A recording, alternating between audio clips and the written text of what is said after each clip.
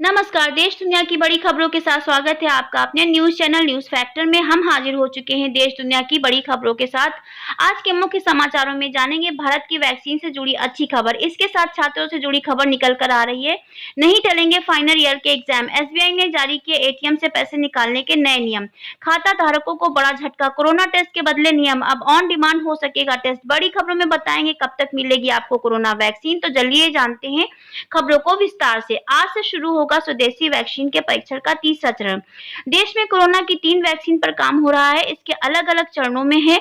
इसमें से एक वैक्सीन बुधवार को ट्रायल के तीसरे चरण में पहुंच जाएगी, जबकि अभी अन्य 2 वैक्सीन पहले और दूसरे चरण में है। हालांकि इन्होंने इसका नाम नहीं बताया।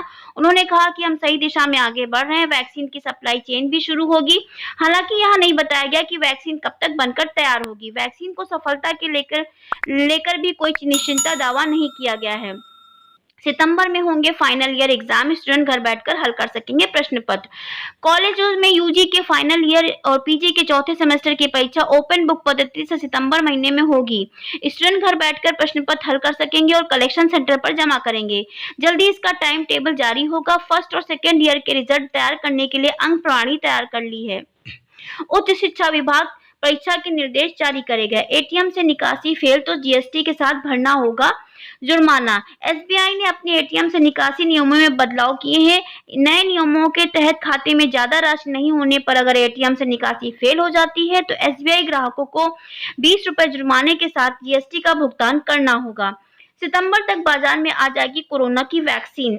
रूस की वैक्सीन को लेकर भले ही दुनिया भर में सवाल उठ रहे हों, लेकिन वह इसको लेकर निश्चिंत है। रूस का मानना है कि उसकी वैक्सीन कारगर और प्रभावी है। हालिया रिपोर्ट बताती है कि उसने वैक्सीन की पहली खेप तैयार भी कर ली है।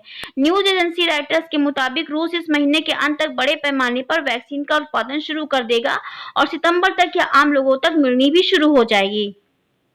जियो लाया ₹329 वाला प्लान, 84 दिन की वैलिडिटी के साथ डेटा कॉलिंग बेनिफिट्स।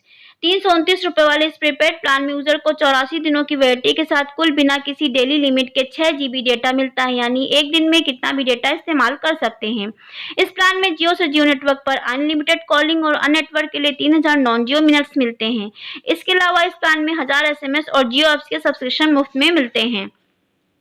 माली में सेना का तख्ता पलट, राष्ट्रपति और प्रधानमंत्री गिरफ्तार। पश्चिमी अफ्रीका देश माली के राष्ट्रपति इब्राहिम बाउबकर कीता के पद से हटने की मांग को लेकर कई महीने तक प्रदर्शन चलने के बाद विद्रोही सैनिकों ने मंगलवार को उनके आवास का घेराव किया और तख्ता पलट की संभावित कोशिश के तहत हवा में गोलाबारी करते हुए उन्हें और प्रधानमंत्री बोबो हिस्से को बंधक बना लिया। बमों को ही सड़कों पर सैनिक मुक्त होकर घूमे, जिससे यह और स्पष्ट हो गया कि राजधानी शहर पर उनका नियंत्रण हो गया है। जल्दी ही कहीं भी कभी भी कोरोना टेस्ट करवा सकेंगे आप। सरकार बदलने जा रही है गाइडलाइंस। भारत में बहुत ही जल्द लोग खुद ही कहीं भी कभी भी कोरोना टेस्ट करा सकेंगे। इसके लिए केंद्र सरकार टेस्ट की गाइडलाइंस को बदलने पर विचार कर रही है। वर्तमान में कोरोना का टेस्ट सिर्फ उन्हीं सरकारी निजी लेबोरेटरी में कराया जा सकता है जिन्हें आईसीएमआर ने इसके लिए इजाजत दी है। मंगलवार को स्वास्थ्य मंत्रालय ने बताया कि देश में कोरोना को अब तक 3 करोड़ से ज्यादा टेस्ट किए जा चुके हैं। मंगलवार को कहीं नीति आयोग के सदस्य और कोरोना वायरस पर उच्चाधिकार समिति के अध्यक्ष डॉक्टर वीके पॉल ने कहा कि हमारी टेस्टिंग की क्षमता अब इस स्तर पर पहुंच गई है कि ऑन डिमांड टेस्टिंग की इजाजत दी जा सके। सऊदी से खाली हाथ लौटे पाक army chief Qamar Javed Bajwa, crown Prince Mohammad बिन सलमान ने किया मिलने से इनकार। सऊदी अरब को मनाने रियाद पहुंचे Pakistani army chief general Qamar Javed Bajwa खाली हाथ इस्लामाबाद लौट गए हैं। उन्होंने सऊदी अरब के क्राउन प्रिंस मोहम्मद बिन सलमान से मिलने के लिए एड़ी चोटी कर जोर लगा दिया, लेकिन दोनों देशों में रिश्तों में आई तल्खी के कारण ऐसा हो न सका। सऊदी क्राउन प्रिंस ने 2 टूक लहजे में पाक आर्मी चीफ से मिलने से इनकार कर दिया।